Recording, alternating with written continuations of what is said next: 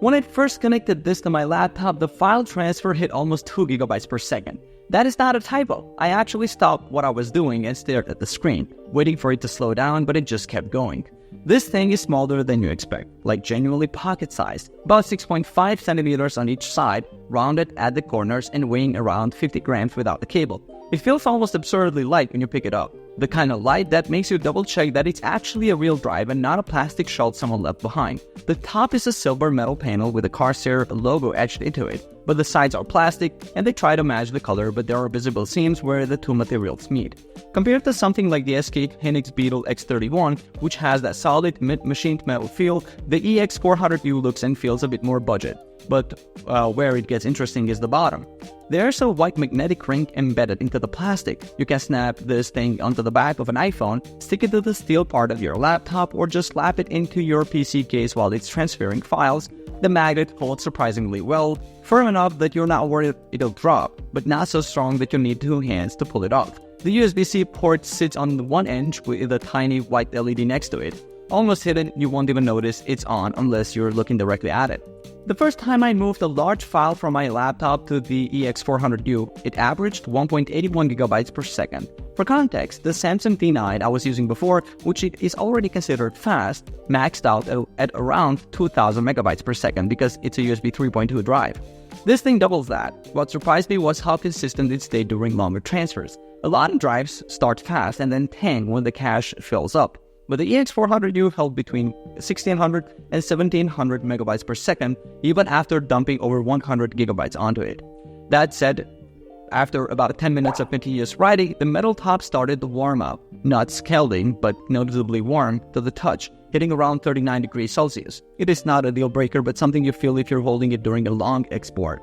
The LaCie Rugged SSD Pro 5, which I tested recently, stayed cooler under load, but it also costs a lot more and only really flexes its speed advantage if you plug it into a Thunderbolt 5 system, which almost nobody has yet. On a standard USB 4 or Thunderbolt 4 setup, the Corsair actually outperformed it on writes.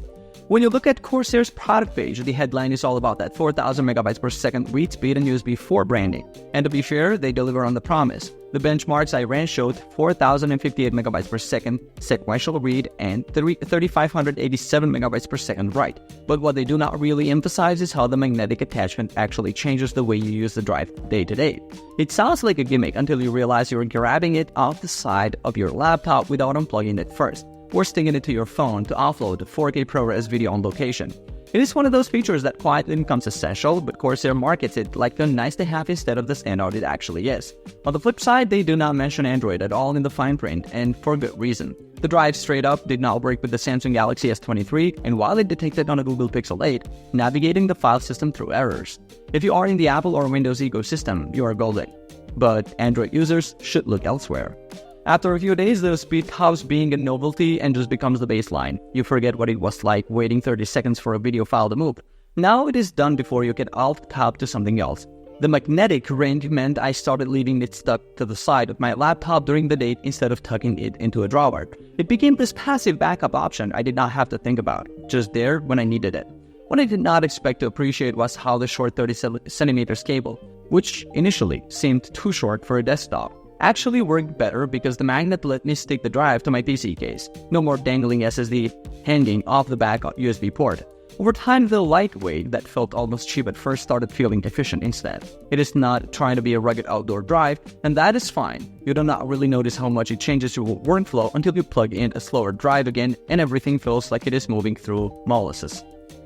The plastic built in visible seams do cheapen the look of it, especially next to drives that cost similar money. It is not a deal breaker, but it is there every time you pick it up. The heat during sustained rides is not dangerous, but it is noticeable. One of those small things that only becomes obvious after a few hours of heavy use. Now, the lack of an IP rating means this is strictly an indoor drive. If you work outdoor or in rough conditions, you will want something with actual protection. The Android compatibility issue is the biggest miss. If you are not using Apple or Windows devices, this drive just does not make sense. If you are the kind of person who moves large video files regularly, edits off external storage, or needs to offload footage from a newer iPhone or ProRes recording, this is absolutely worth the price. The speed difference is real and you will feel it every single day. But if your workflow is mostly documents, photos, or occasional backups, where speed does not matter, you can save money with a slower USB 3.2 drive and not miss much. For me, the combination of that magnetic ring and the actual USB 4 speed made it one of those tools that quietly became essential without me realizing it was happening.